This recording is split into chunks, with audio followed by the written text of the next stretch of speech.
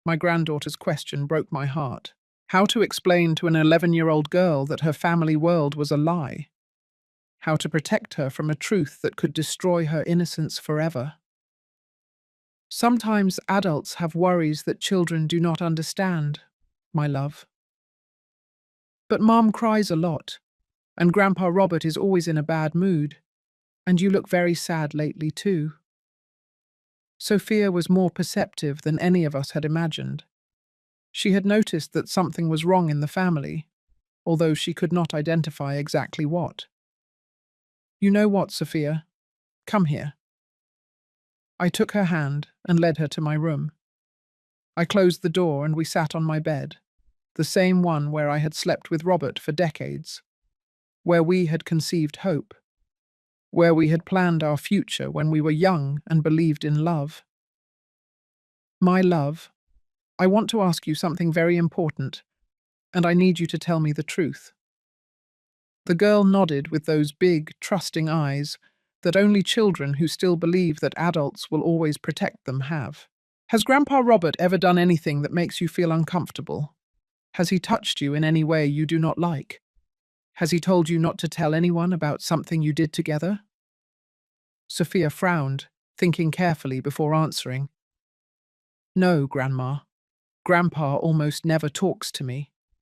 But what, my love?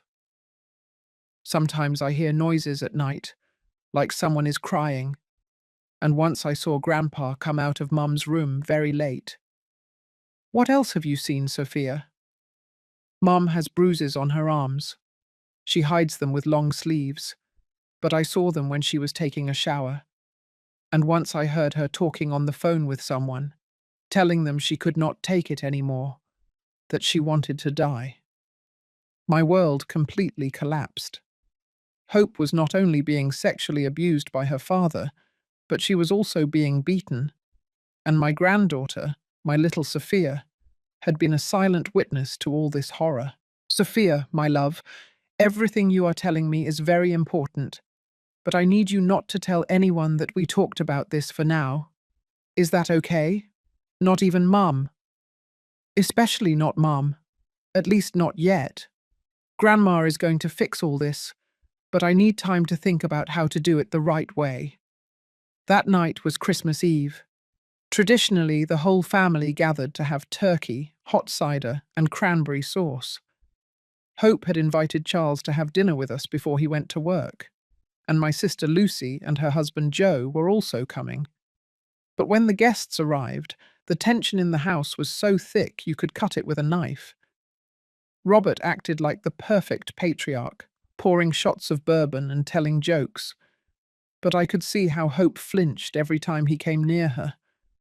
Charles, poor man, seemed completely oblivious to what was happening in his own home. During dinner, while everyone talked about plans for the new year and commented on how delicious the food was, I could not stop observing my family as if I were seeing them for the first time. My sister Lucy praising Robert for being such a good father and grandfather. Charles thanking his father-in-law for taking such good care of Hope while he worked nights. Sophia eating in silence, with that premature maturity that children who have seen too much develop. When Charles left for work around 10 o'clock at night, and Lucy and Joe said goodbye shortly after, the house was once again in that oppressive atmosphere that had become normal. Robert poured himself another glass of bourbon and sat in his favourite armchair to watch television. "Hope, come here," he shouted from the living room. My daughter, who was clearing the dinner dishes, froze for a moment. Then she walked towards her father with slow steps, like a condemned woman walking to the gallows. "Sit here with me. It is Christmas Eve." Hope sat on the couch next to his, keeping the greatest possible distance. Robert put his hand on my daughter's leg and left it there, possessive, threatening. "We are a very close family, right, Hope?" "Yes, Daddy." "And close families take care of each other, right? They keep the secrets that need to be kept." "Yes, Daddy." "Good, because tonight is going to be very special. very special for the two of us. At that moment, I knew I could not continue to be a silent spectator. I could not allow Robert to continue destroying my daughter one more night. But I also knew that confronting him directly could endanger Sophia. I had to make a decision, and I had to make it that very night. At 11 o'clock at night, when Sophia had already gone to sleep and the house was silent, I decided I could not stand by and do nothing. Robert had turned up the volume on the television to cover up any noise that might come from Hope's room. It was his way of telling me that he knew that I knew, but that I did not care enough to do anything about it. I got up from the sofa, where I had been pretending to watch the Christmas movies, and walked to the kitchen. I needed to think clearly, and I had always found peace in that space where I had cooked for my family for so many years.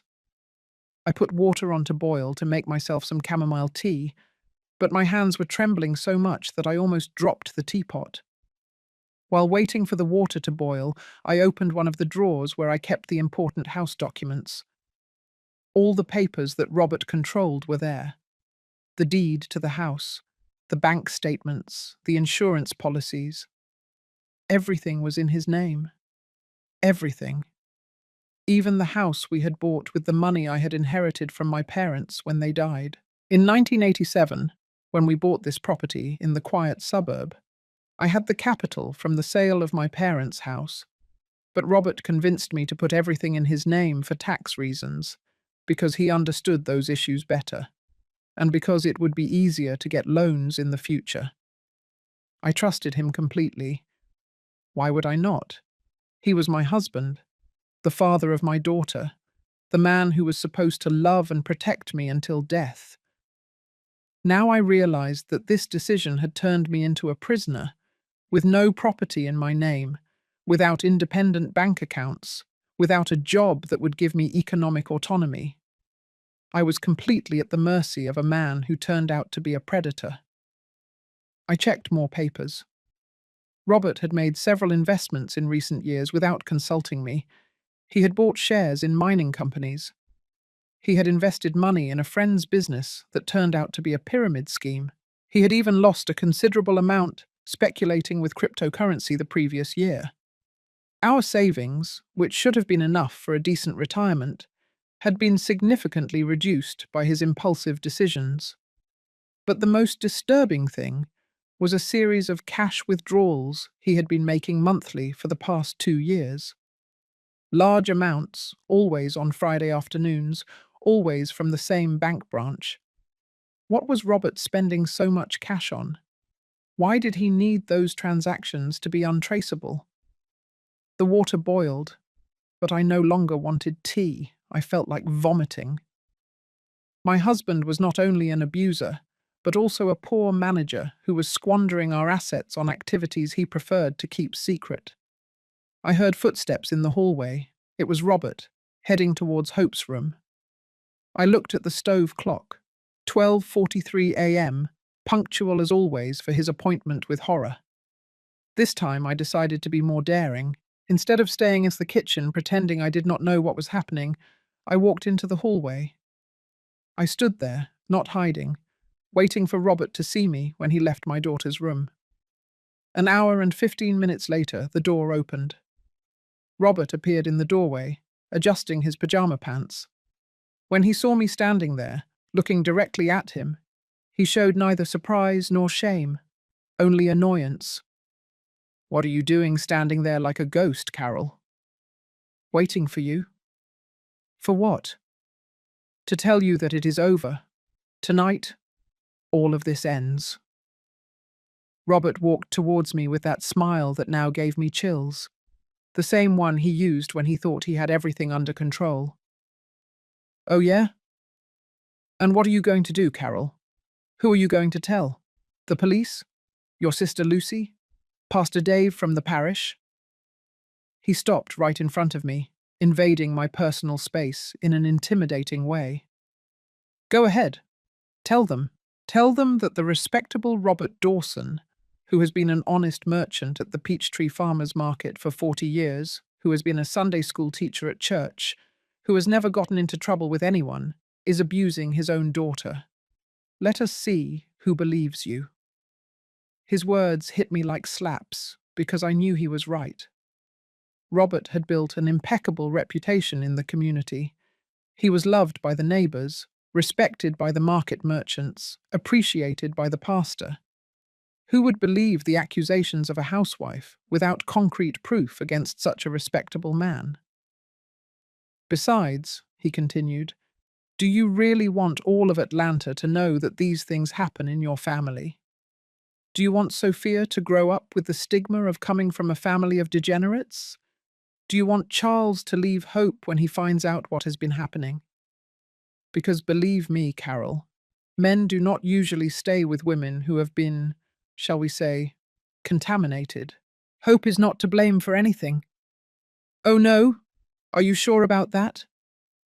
Robert's tone changed, becoming crueler, more sadistic. Are you sure your daughter does not enjoy our nighttime meetings? Are you sure she is not the one who seeks me out, who seduces me, who begs me to come to her room? You are sick. I am telling the truth. Hope is an adult woman, Carol. A woman who has been married for years to a man who works at night and does not give her the attention she needs. A woman who found the affection and passion she cannot find in her husband, in her father. Robert's words were like pure poison. He was trying to convince me that my daughter was a willing accomplice to her own abuse, that I was the only one who saw evil where there was only family love. Tomorrow is Christmas, Carol, a day of peace, of family, of forgiveness. I suggest you reflect very carefully on whether you want to ruin this beautiful celebration with your sick fantasies. Robert headed towards our room, but before entering, he turned back to me one last time. And think about Sophia, too. Think about what can happen to such a pretty, innocent girl if her grandmother decides to create unnecessary problems in this family. The threat could not be clearer. If I spoke, Sophia would be his next victim. That night I could not sleep for a minute. I stayed sitting in the living room, looking at the Christmas tree that now seemed grotesque to me, thinking about all the previous Christmases we had celebrated in this same house. When had the abuse started? Had there been signs that I had ignored? Had I been blind to my daughter's silent pleas for years? I remembered conversations I had had with Hope in recent months. Her comments about how difficult marriage was, about how sometimes she felt she could not take it anymore, about how she envied the divorced women she knew. I had interpreted those comments as the normal complaints of a wife going through a rough patch with her husband. It never occurred to me that she was asking for help in the only way she dared. I also remembered changes in her behavior that I had attributed to other causes. Her refusal to wear tight or low-cut clothing, when she used to be very flirty. Her habit of showering with the bathroom door locked, when she used to be very relaxed about privacy. The way she tensed up when Robert hugged her at family gatherings. Something I had interpreted as shyness or bad mood. All the signs had been there. I just had not wanted to see them because recognizing them would have meant admitting that the man with whom I had built my life was a monster. When December 25th, Christmas Day, dawned, I made a decision. I could not confront Robert directly because he had all the advantages: the money, the property, the reputation, the power. But I could start documenting what was happening. I could seek professional help. I could find a way to protect Hope and Sophia without putting them in greater danger. Hope appeared in the kitchen around 8 o'clock in the morning to prepare Christmas breakfast. She had new bruises on her neck that she was trying to cover with makeup and a light scarf. Her eyes were swollen and red. "Good morning, Mum," she said in a hoarse voice. "Good morning, honey." We stayed silent for a few minutes, her making coffee and me pretending to read the Christmas newspaper. Finally, without looking up from the coffee maker, Hope whispered, "Mum, I need to tell you something." My heart raced. Finally, my daughter was going to confess what was happening. Was she going to ask me for help? Tell me, honey. I am pregnant. The world stopped completely. Hope was pregnant. Charles had been working night shifts for 3 months without a single day off. Robert had been abusing her every night during that same period. How far along? I managed to ask in a trembling voice. 2.5 months, my daughter replied, and started crying inconsolably. At that moment, I knew that this was not just a case of sexual abuse. It was much worse than that. Hope continued crying over the kitchen table while I tried to process the magnitude of what she had just confessed to me. My daughter was pregnant by her own father.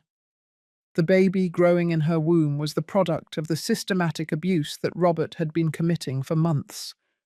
And Charles, poor Charles who worked double shifts to support his family, had no idea of the nightmare his wife was living.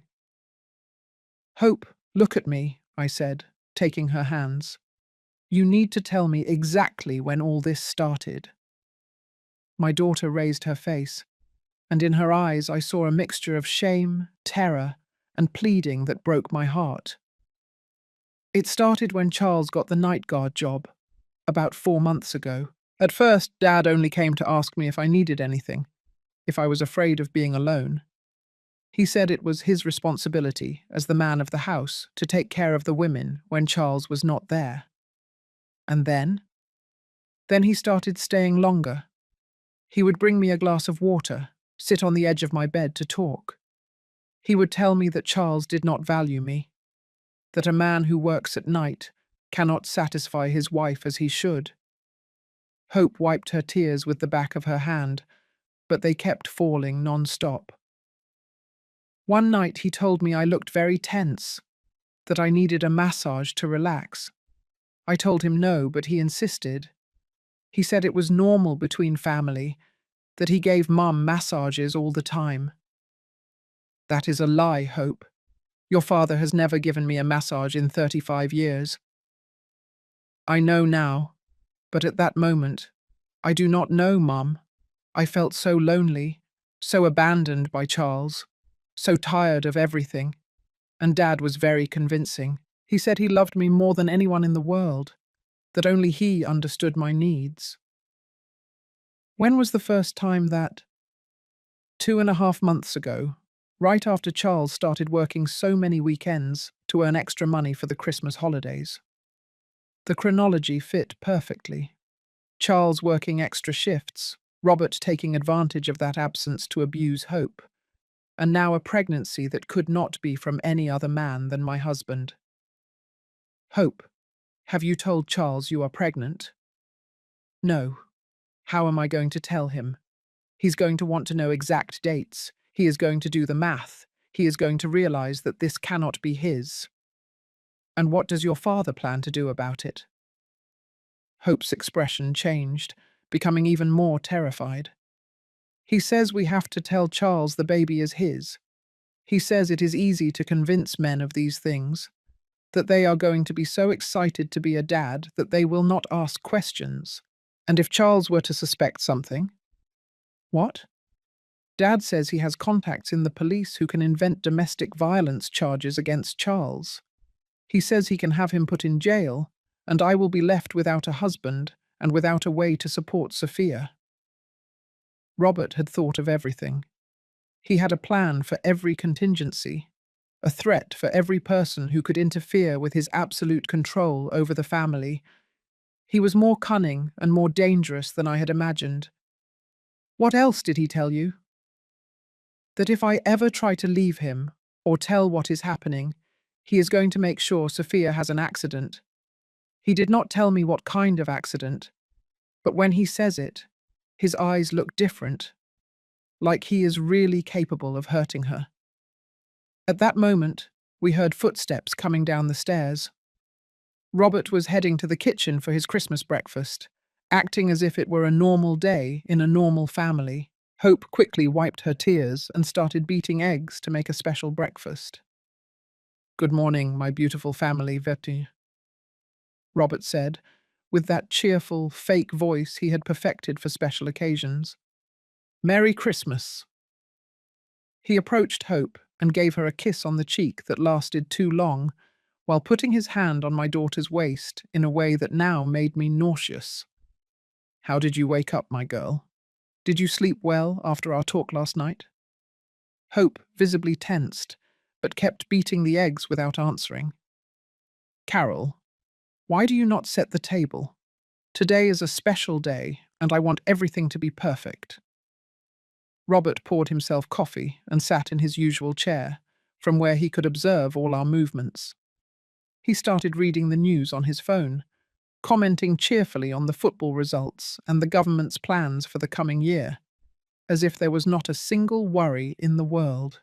When Sophia came down for breakfast dressed in her new Christmas pajamas, Robert completely changed his attitude. He became the loving, protective grandfather that all the neighbors knew. "There is my princess. Did you see the gifts Santa brought you?" Sophia smiled, but even her smile looked forced. My granddaughter had developed that ability that children who live in dysfunctional homes have to read tense atmospheres and act accordingly. "Yes, Grandpa. Thank you very much." "Oh, are you not going to give me a hug?" Sophia approached hesitantly and gave him a quick hug. Robert held her longer than necessary, stroking her hair in a way that made me feel sick. "You are a very special girl, Sophia. Very, very special." During breakfast, Robert monopolized the conversation, talking about plans for the day. We would have visitors in the afternoon. My sister Lucy with her family, some neighbors, Ernie and his wife. Everyone would come to wish us happy holidays and enjoy the Christmas dinner that Hope had been preparing for days. "It is going to be a perfect Christmas," Robert said, while spreading jam on his toast. "A celebration that we will remember forever." The irony of his words was unbearable. This was indeed going to be a Christmas we would remember forever, but not for the reasons he suggested. After breakfast, when Robert went out to the yard to check the Christmas lights he had installed to impress the neighbors, Hope approached me in despair. "Mom, I cannot keep going like this. I cannot keep pretending everything is fine.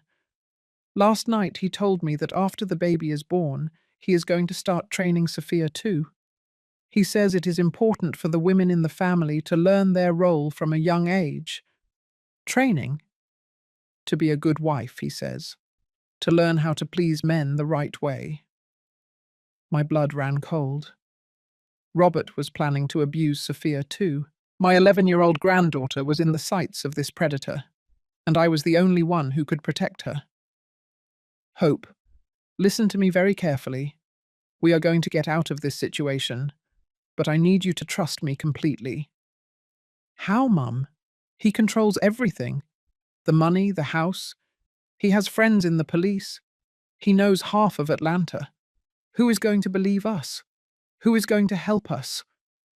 "I do not know yet, but I'm going to find a way. What I do knows is that I am not going to let him lay a hand on Sophia." "Mum, if we try to do something and he finds out, he is going to kill us. Literally kill us. I would rather be dead than keep living in this nightmare." Hope looked at me with an expression I had not seen on her face since she was a child. Hope.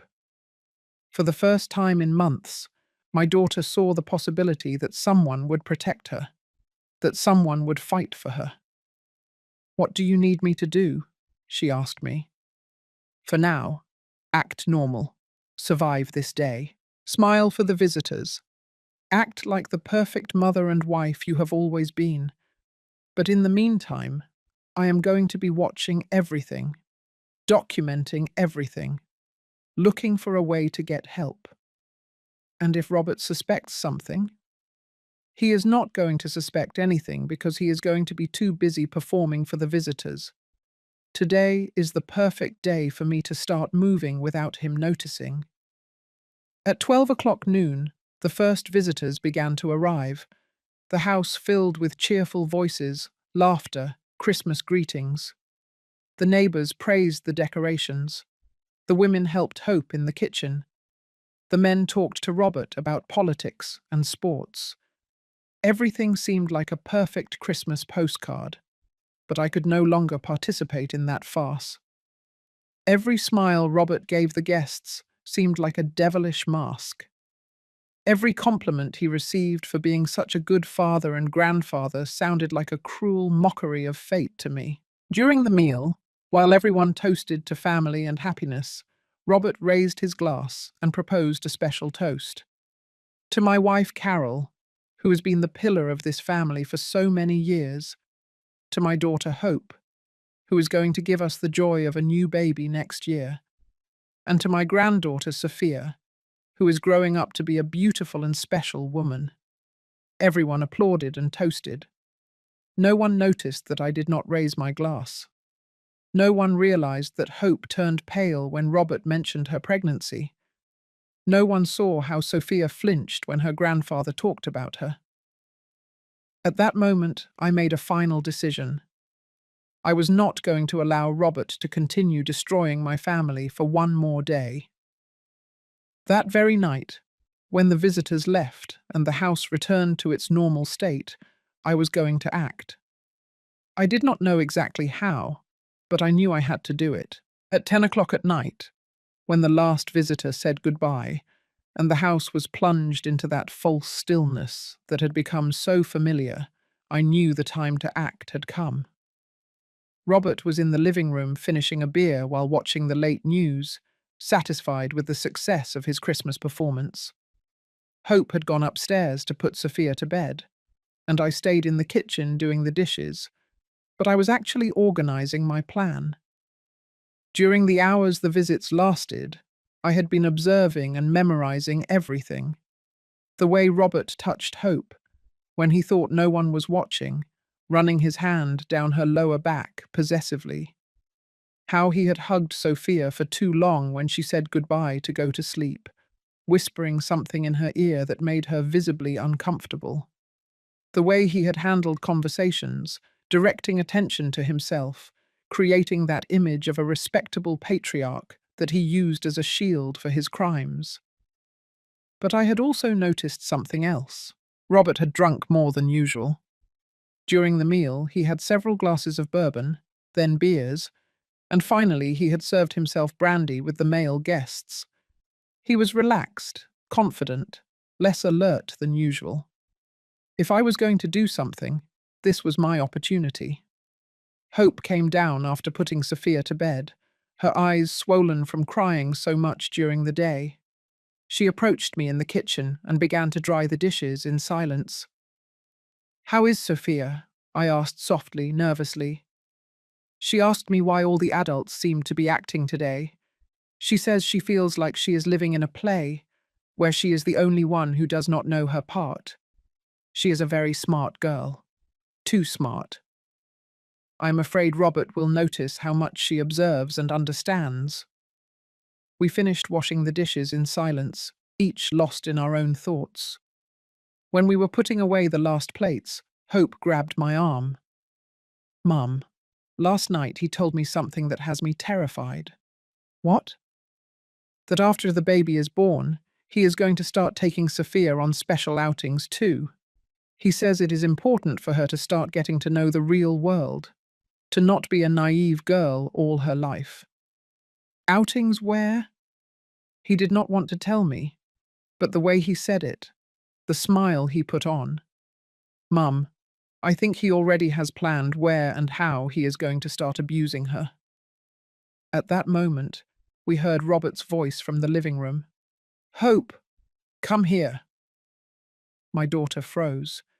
It was the same voice he used every night when he called her for their private meetings, but this time it was earlier, more impatient. "Hope." "Mom, I cannot," my daughter whispered. "I cannot go in there again, not after knowing I am pregnant by him. I cannot keep pretending this is okay." "Go. Act normal. I am going to do something." "What are you going to do?" "Trust me." Hope walked towards the living room with slow steps, like a condemned woman. I stayed in the kitchen, but I strained my ears to hear what was happening.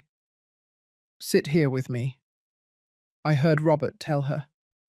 "I want to talk to you about our plans for next year." "What plans?" "For the baby, of course. We are going to have to be very careful with the timing, with the dates, with what we tell Charles. But do not worry. I will take care of everything." "Robert, I do not want—" "You do not want what? You do not want your own son? You do not want the blessing that God is giving us?" The way Robert talked about the pregnancy, as if it were a divine gift instead of the result of his crimes, turned my stomach. But it also gave me the clarity I needed. This man was completely disconnected from reality. In his twisted mind, he had managed to convince himself that what he was doing was right, even virtuous. "Besides," he continued, "we have to talk about Sophia. She is already old enough to start learning certain things about life, and who better than her grandfather to teach them to her?" "No," Hope said, with a firmness she had not shown in months. "You do not touch Sophia." "Excuse me? Are you giving me orders?" "I am telling you not to lay a hand on my daughter."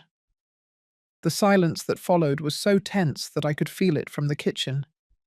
Then I heard the sound of a slap, followed by a muffled whimper from Hope. "You do not talk to me like that, brat. I decide what happens in this house and with whom. And if I decide that Sophia needs a certain type of education, that is exactly what she is going to get." "Robert, please." "No more pleases. You have already fulfilled your role, Hope. You gave me the son I needed. Now it is Sophia's turn to learn her family responsibilities." I could not listen anymore.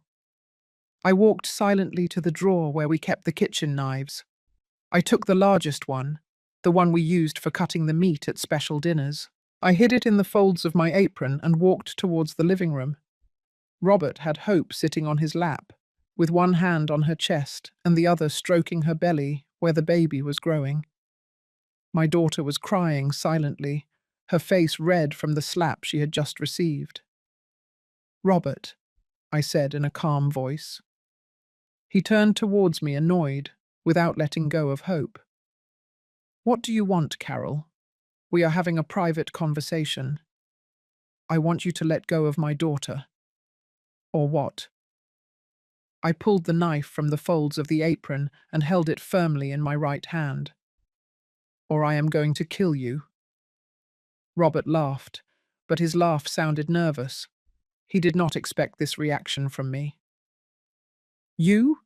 You are going to kill me? Carol, do not be ridiculous. You could not kill a cockroach." "You are right. Under normal circumstances, I could not. But these are not normal circumstances. This is a mother protecting her daughter and her granddaughter from a monster. Stop this nonsense and go to sleep. It is late, and tomorrow you have to clean up all the mess the visitors left." Robert continued stroking Hope, defying me with his contemptuous attitude. He believed I was too cowardly, too dependent, too weak to do something truly drastic. He was wrong. "Hope, stand up and go to your room. Lock the door." My daughter looked at me with terror and confusion, but she obeyed. She got up from Robert's lap and ran towards the stairs. "Hope, come back here immediately, Dad," Robert shouted, standing up.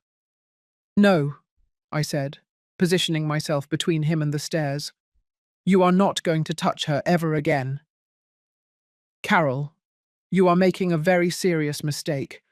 Put that knife down before you do something you will regret for the rest of your life." "Do you know what I regret, Robert? Being blind for so many years, trusting you, not protecting my daughter when you started abusing her." "I am not abusing anyone. Hope is an adult woman who makes her own decisions. Hope is your daughter, and she is pregnant by you. You cannot prove that." "I do not need to prove it. I know it is true. You know it is true. And Hope knows it is true. And I am not going to let you do the same thing to Sophia." Robert changed tactics. His expression softened, adopting the manipulative tone he had perfected for decades. "Carol, my love, you are very confused. It has been a very stressful few days, with the holidays, with the visitors. You are imagining things that do not exist." "I am not imagining anything." "Of course you are. Think about it. Do you really think I would be capable of harming my own daughter, my granddaughter? I am your husband, Carol, the man who has loved you for 35 years. The man who has lied to me for 35 years." Robert took one more step closer, and I raised the knife, pointing it directly at his chest.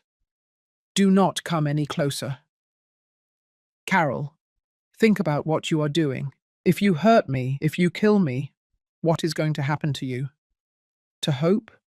To Sophia? You are going to go to jail. You are going to destroy the whole family. The family is already destroyed, Robert. You destroyed it. I have supported this family for decades. I have worked day and night to give you a house, food, education. And this is how you repay me, threatening me with a knife in my own living room? Your own living room? This house was bought with the money from my parents' inheritance, money you convinced me to put in your name to have total control over our lives." Robert fell silent for a moment, calculating his next move. "All right," he finally said. "You are right. I have made mistakes. I have done things I should not have done. But we can fix this, Carol. We can go to family therapy. We can talk to Pastor Dave. We can find a way to solve our problems. The only way to solve this problem is for you to stay away from Hope and Sophia forever." "I cannot do that. They are my family." "Not anymore." At that moment, we heard footsteps on the stairs. It was Sophia, coming down in her pajamas with a scared look. "Grandma, what is happening? I heard yelling." Robert took advantage of the distraction to take a step towards me, but I kept the knife steady. "Sophia, go back to your room immediately," I told her without taking my eyes off Robert. "Grandma, why do you have a knife?" "Sophia, come here with me," Robert said in a honeyed voice. "Your grandmother is a little sick, but I am going to protect you." My granddaughter froze on the last step, watching the scene without fully understanding what was happening, but instinctively sensing that something was terribly wrong. "Sophia," I said with all the firmness I could muster, "trust me. Go up to your room and do not come out until I tell you." "Sophia, come here," Robert insisted. Now my granddaughter looked me in the eyes. Then she looked at Robert. Then she looked back at me. In her face, I saw the decision forming. "I am going to call my dad," she said, and ran up the stairs. Robert lunged towards the stairs to follow her, but I blocked his way. The knife grazed his shirt, tearing the fabric. "Carol, enough games." "This is not a game, Robert. This is the end."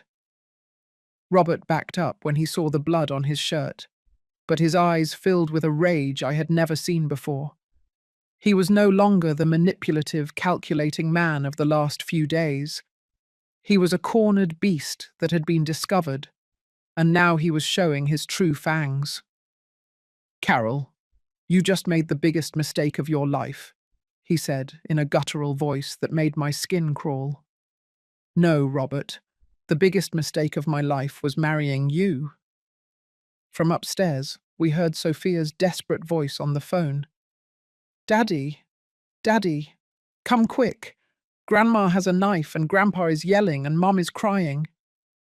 Robert took advantage of my momentary distraction when I heard Sophia to lunge at me. He was stronger and faster than I had calculated. He grabbed the wrist, holding the knife, and began twisting it with brutal force. "Let go, you stupid old woman," he growled as we fought over the weapon.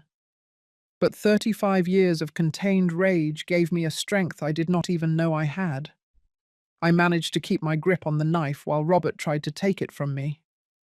We rolled on the living room floor, knocking over the coffee table, breaking the Christmas ornaments that had been decorating our family farce. "Mom!" Hope shouted from the top of the stairs. "Mom, look out!"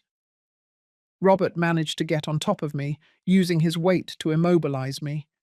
His face was inches from mine, and I could see in his eyes something that made me understand that this fight was not going to end until one of us was dead. 35 years I supported you, he spat at me as he kept trying to take the knife. 35 years I gave you a house, food, respect, and this is how you repay me. Like all women, you are ungrateful. 35 years I was your slave, I replied, feeling his fingers hurting my wrist. 35 years I believed your lies, but no more. At that moment, we heard the tires of a car braking abruptly outside the house. It was Charles, who had rushed over from his job when Sophia called him. Seconds later, we heard his footsteps running towards the front door. Hope! Sophia! What is happening? Robert was distracted for a moment when he heard Charles's voice, and I took the opportunity to push him with all my strength. I did not manage to completely throw him off, but I did manage to free my hand from the knife. Charles burst into the living room like a storm and froze when he saw the scene. His father-in-law and mother-in-law fighting on the floor, overturned furniture, broken ornaments, blood on Robert's shirt. What the hell is going on here? Charles, help me, I yelled at him. Robert is abusing Hope. He has been abusing her for months. Robert took advantage of my distraction to punch me in the face, leaving me stunned. He got up from the floor and walked towards Charles with his hands raised in surrender. Charles, brother, do not listen to what Carol says. She is having a nervous breakdown. She attacked me with a knife for no reason. Charles looked at the knife that had fallen to the floor. Then he looked at me with my face swollen from the blow. Then he looked at Robert with his torn, blood-stained shirt. Hope, he shouted towards the stairs. Hope, get down here immediately. My daughter appeared at the top of the stairs, with Sophia clinging to her hand. They came down slowly, both visibly trembling. Hope, tell me what is happening, and I want the truth. My daughter looked at Robert. Then she looked at me. Then she looked at her husband. I saw the internal battle she was fighting in her eyes. Fear against hope. Resignation against the possibility of salvation. Charles, Robert began in a trembling voice. Do not say anything, he shouted. Do not say another word. Hope, Charles said with a firmness I had not heard from him before. Look at me, only me, and tell me what has been happening in this house. Hope let go of Sophia's hand and began to walk down the stairs towards her husband. With every step she took down, her expression changed. The terrified victim she had been for months began to transform into a woman who finally saw a way out. Charles, my father has been raping me for 4 months. The silence that followed that confession was absolute. Charles froze, processing words his brain did not want to accept. Robert completely paled, knowing that his world had just collapsed. Sophia, from the top of the stairs, began to cry without fully understanding what was happening, but instinctively feeling that something terrible had just been revealed. What? Charles whispered. Since you started working nights, he comes to my room. He forces me to. He threatens to hurt Sophia if I do not let him. And now I am pregnant. By him.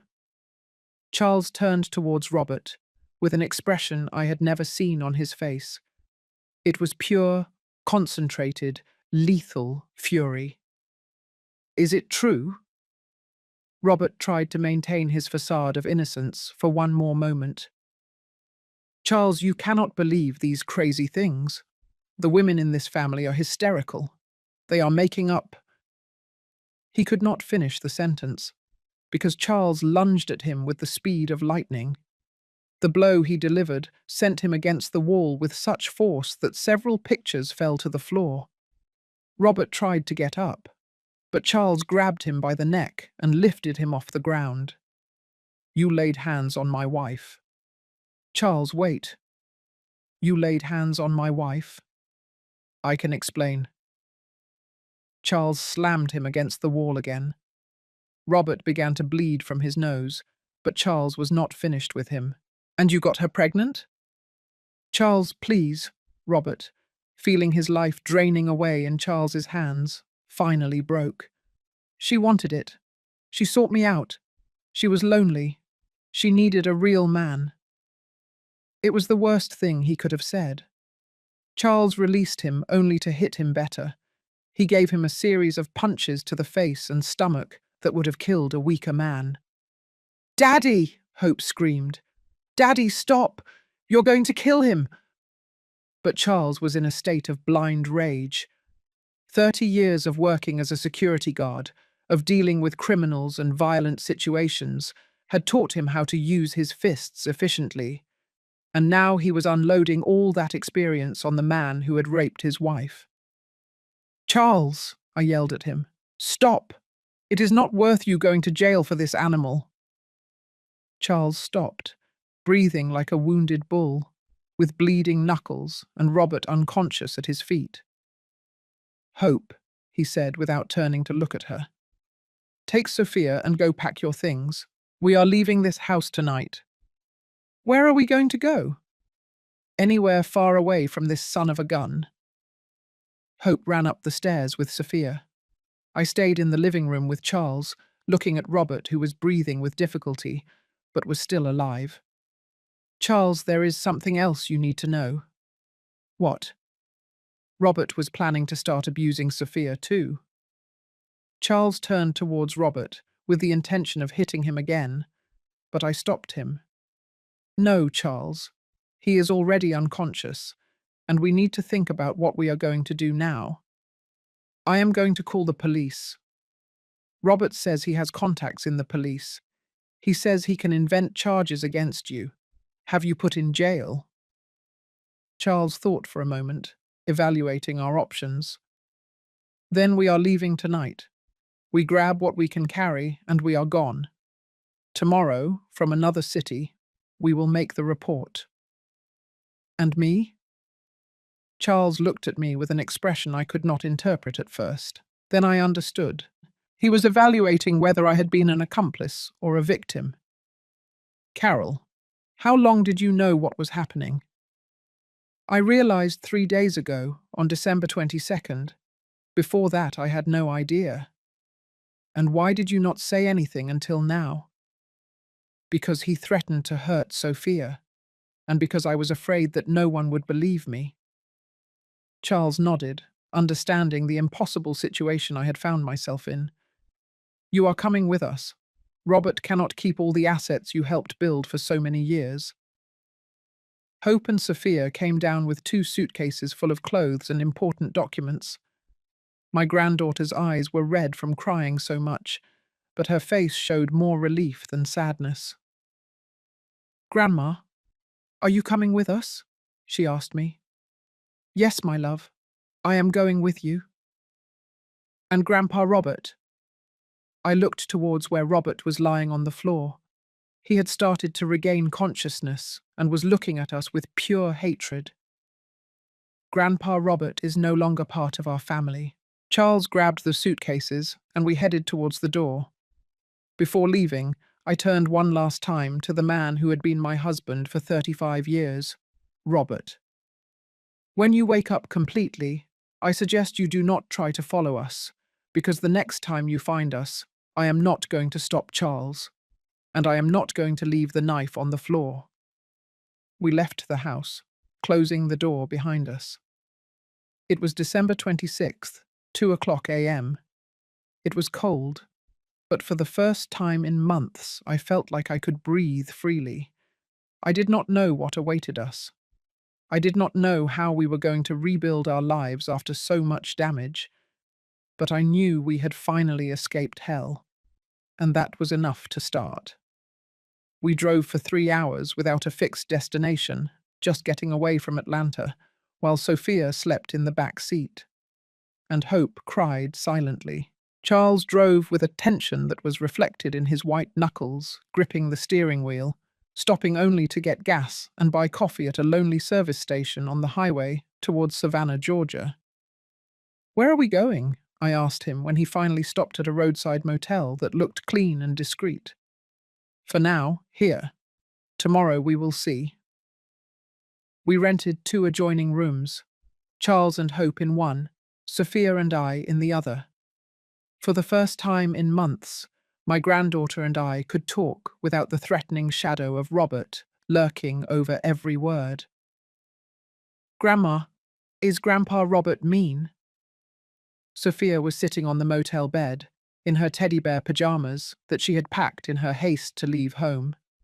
Despite everything she had witnessed, she was still an 11-year-old girl trying to understand an adult world that had become incomprehensible. "Yes, my love. He is very mean." "Is that why you had the knife?" "Because I had to protect you. You and your mum." "Was he hurting Mum?" I sat on the bed next to her, trying to find the right words to explain a situation that even adults could not fully process. "Grandpa Robert was doing very bad things to your mum, things that a dad should never do to his daughter, and he was threatening us so we would not say anything." "Was he going to do bad things to me, too?" The question broke my heart, because it confirmed that Sophia had understood more than any of us had imagined. He was going to try, but he will not be able to anymore. Never again. Why did we leave? Because we left, and because now he knows we are no longer willing to keep quiet. Sophia snuggled up against me, and for the first time in months, I felt like I could hug her without fear, without having to be alert in case Robert appeared to interrupt our moment of affection. "Grandma, are we not going to live in our house anymore?" "No, my love. We are going to get a new house. A house where only we live, where no one hurts us." "And is Grandpa Robert going to be alone?" "Yes." "Good," she said, with a firmness that surprised me. "I do not want to see him ever again." The next day, Charles went out early to make phone calls from a public phone booth. When he returned, he brought news that completely changed our future. "My brother Jason lives in Key West," he told us while we were having breakfast at a family restaurant near the motel. "He has a tourism business, kayak rentals and beach tours. He offered me a job immediately when I told him the situation." "Does he know the whole story?" Hope asked. "I told him the essentials, that Robert was abusing you, that we had to flee Atlanta, that we need to start over." "And what did he say?" "That in Key West, there are many families who came fleeing difficult situations, that no one asks indiscreet questions, and that he has a small house where we can stay while we find something permanent."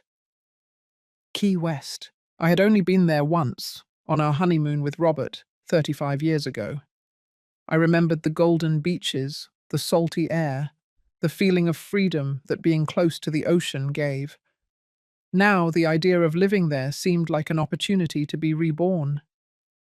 "And the pregnancy?" Hope asked. "What am I going to do about the pregnancy?" It was the question we had all been avoiding. My daughter was 2.5 months pregnant by her own father. The baby growing in her womb was the product of rape and incest. But it was also an innocent life that was not to blame for the circumstances of its conception. "Hope," I said, taking her hand. "That is a decision only you can make. Charles and I will support you in whatever you decide." Charles nodded, although I saw the internal struggle he was fighting in his eyes. He was a good man who had married a woman he loved, and now he had to deal with the fact that she was pregnant by her own father. I need time to think about it, Hope said. But first, I need to be in a safe place, where I can think clearly. Key West will be that place, Charles assured her. That afternoon, while Sophia was taking a nap and Charles was making more calls to organize our move, Hope and I had the most honest conversation of our lives. Mum, how did you not realize it before? How could you live in the same house and not see what was happening? The question I had been dreading since we left Atlanta. The question I had asked myself hundreds of times during the last 72 hours. I do not know, honey. I think I did not want to see it. I think it was easier to pretend that everything was fine than to face the possibility that the man with whom I had built my life was a monster. But there were signs, there must have been. There were. The way you tensed up when he touched you, your refusal to wear certain clothes, your comments about how difficult marriage was, but I interpreted all of that as normal problems, not as cries for help. Hope cried, and I cried with her. We cried for the months of suffering we could have avoided if I had been more observant, braver, more willing to face uncomfortable truths.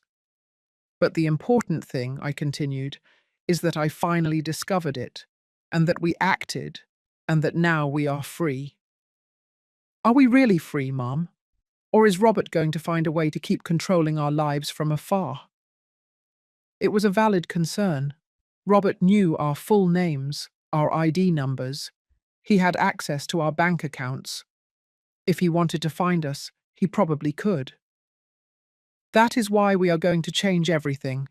Charles already spoke with a lawyer in Key West who specializes in domestic violence cases. We are going to file formal reports. We are going to get restraining orders.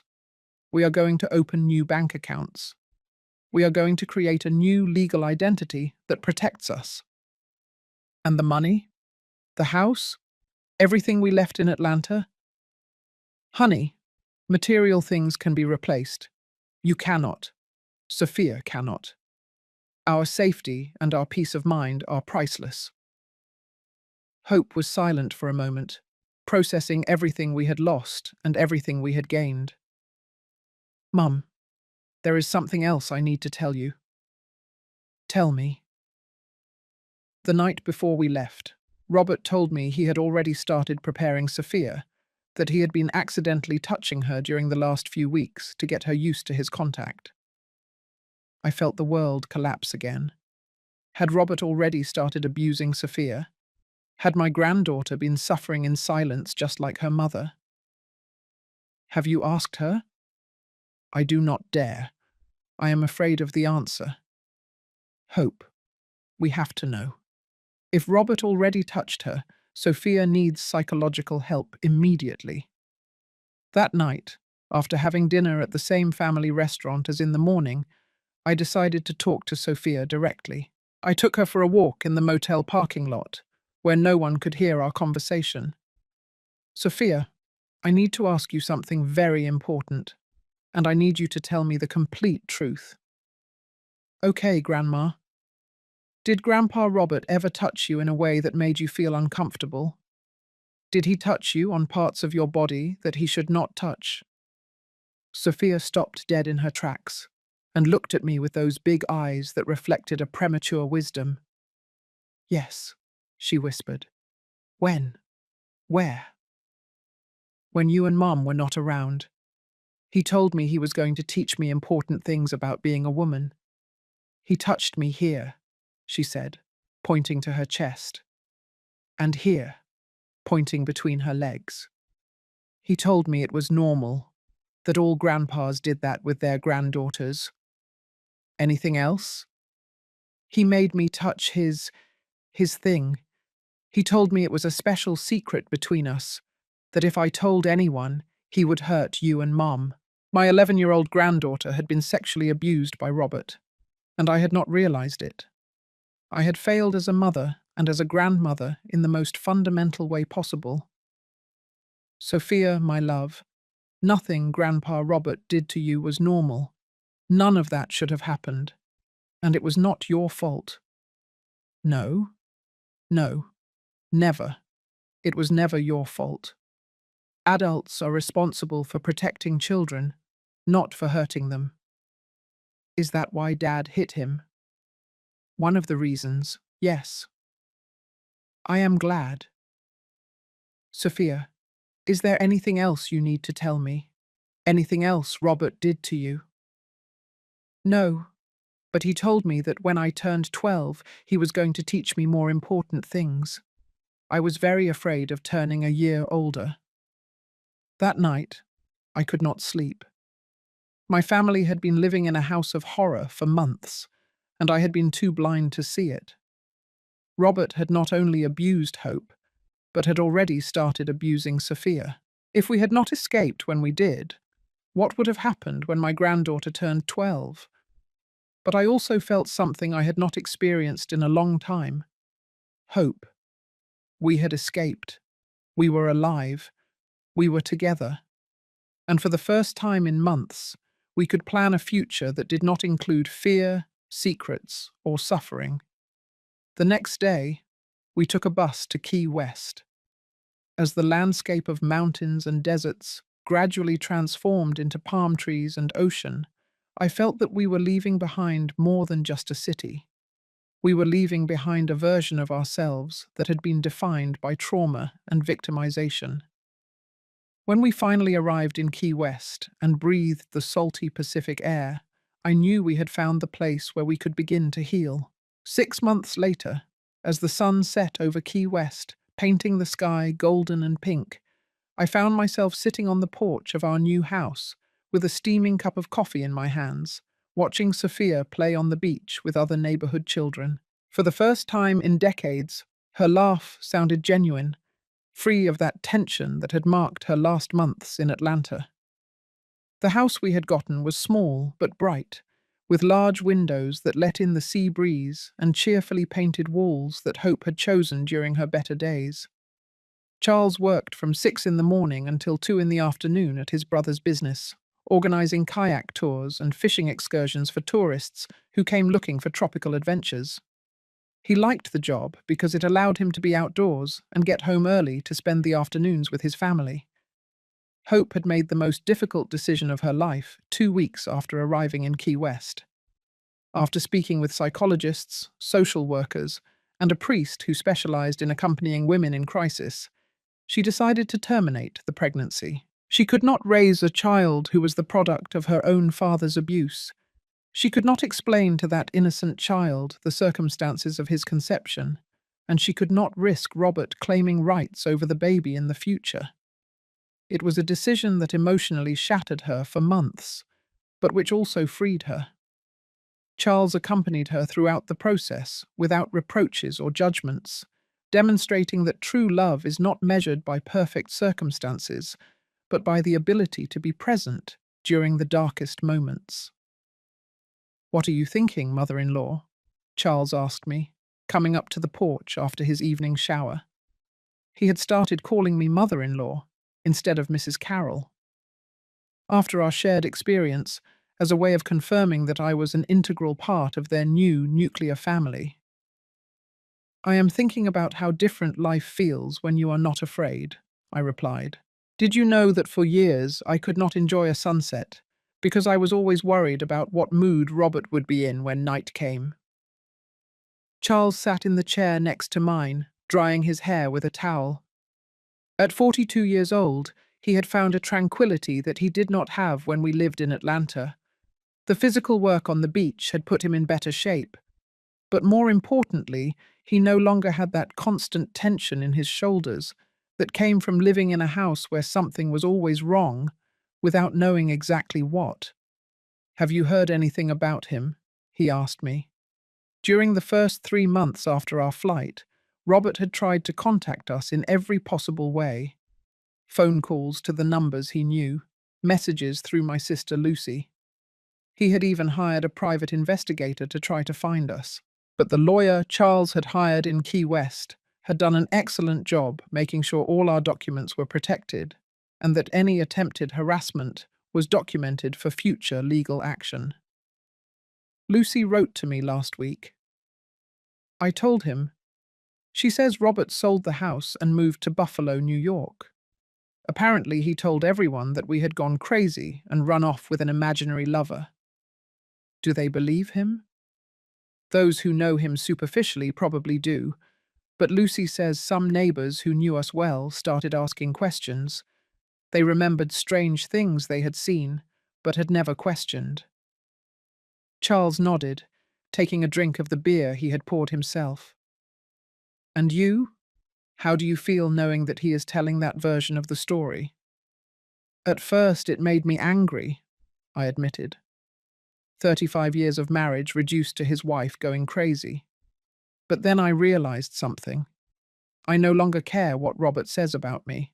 I no longer care what people who never bothered to really know me think. That is a big change. It is the biggest change of my life. Hope came out of the house with a tray of fresh quesadillas and tamarind juice. She had cut her hair in a more modern style and had started wearing brighter colours after years of dressing conservatively so as not to attract Robert's attention. At 32 years old, she seemed to have recovered a youth she had lost during the months of abuse. Sophia wants to know if she can stay at Mariana's house tonight, she said while serving the food.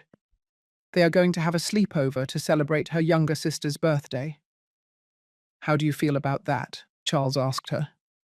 During the first few months in Key West, Hope had developed severe anxiety every time Sophia left her sight. The months of living with the constant threat that Robert would hurt her daughter had created a state of hypervigilance that took time to overcome. But psychological therapy and the months of quiet living had started to heal those wounds. I feel good, she replied with a genuine smile. Mariana has a very normal family.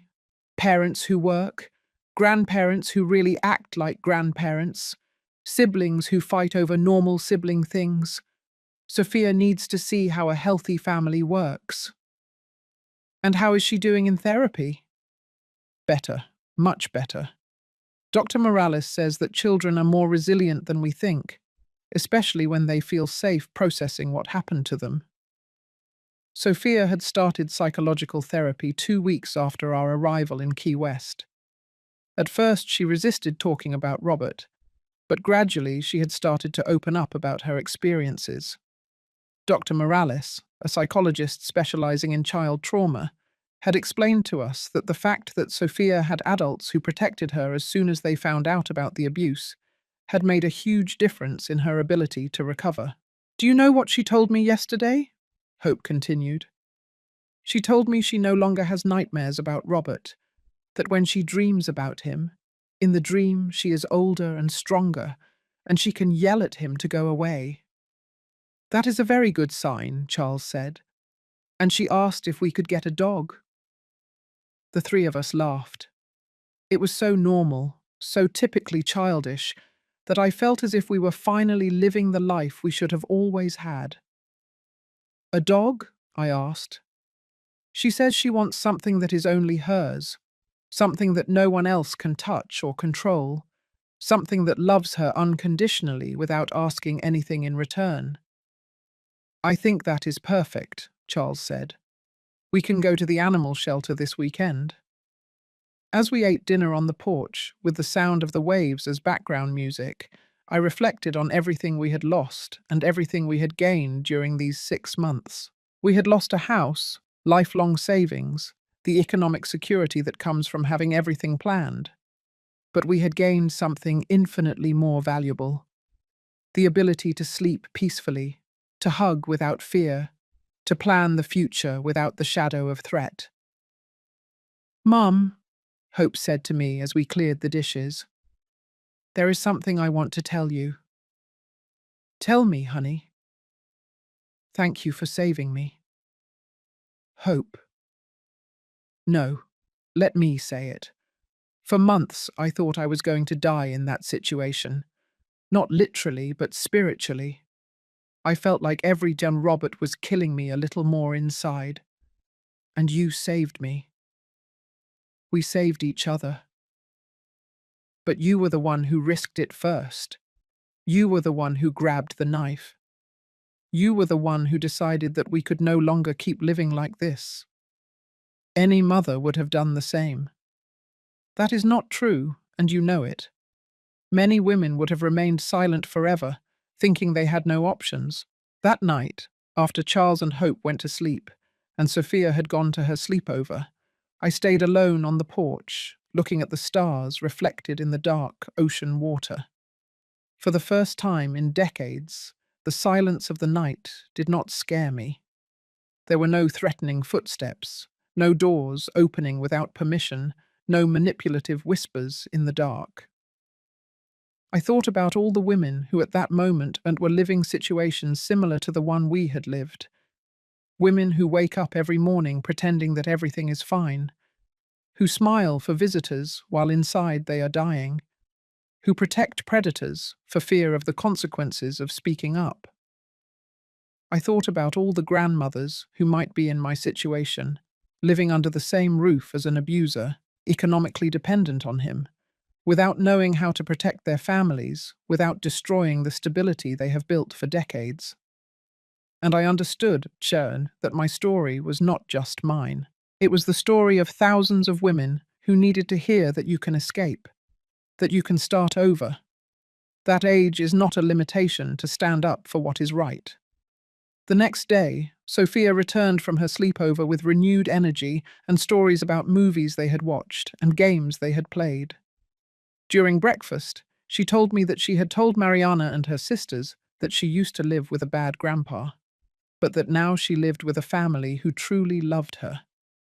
And what did they say? I asked her. That I was very brave for talking about it, and that Mariana also had a bad uncle, but that her parents would never let him come to their house. How did you feel telling them? Good, like it was a story that happened to another girl, not me. That afternoon, Charles came home from work with exciting news. His brother Jason had decided to expand the business and had offered him a minority partnership in a new ecotourism company that would include whale-watching tours and excursions to nature reserves. It would be more money, he explained during dinner, and also more responsibility. But we could buy a bigger house, save for Sophia's college, have more economic stability. What do you think, Hope? I think Charles deserves all the opportunities in the world. He has been a hero to this family. And you? Have you thought about what you want to do professionally? Hope had started taking baking classes at a local technical institute. She had always been good at cooking, but now she was learning professional techniques, with the idea of eventually opening a small business selling cakes and desserts for events. I want to be economically independent, she said. I want Sophia to see that women can support themselves, that we never have to depend on a man to survive again. That is a very important lesson. But I also want her to see that there are good men, she continued, looking at Charles with genuine love. That not all men are like Robert. That true love exists, and it looks like what Charles and I have now. That night, before going to sleep, I wrote a letter that I would never send to all the women who might be living what we lived. If you are reading this, and you feel that your story resembles mine, I want you to know that you are not crazy. What you are feeling is real. What is happening in your house is not normal. And there is a way out. It is not going to be easy. It is going to require courage you did not know you had. It is going to mean losing things you thought were important. But it is going to give you something infinitely more valuable. Your dignity, your peace, and the possibility of protecting the people you truly love. It does not matter your age. It does not matter how long you have been silent. It does not matter how powerful the man who is hurting you seems. It is never too late to say, no more. Seek help. Talk to someone you trust. Make a plan. And when the time comes, act. Because women are stronger than they have taught us to believe. Now, as the sun sets on the horizon and a new night arrives without fear, I have a question for you. Have you ever lived a similar situation? Or do you know someone who has gone through something similar? Tell me in the comments. Your story could be the one that saves another family. And if this story moved you, if you think someone else needs to hear it, like and subscribe so that this message reaches those who truly need it. Because together we are stronger, and together we can break all the silences that have held us prisoner.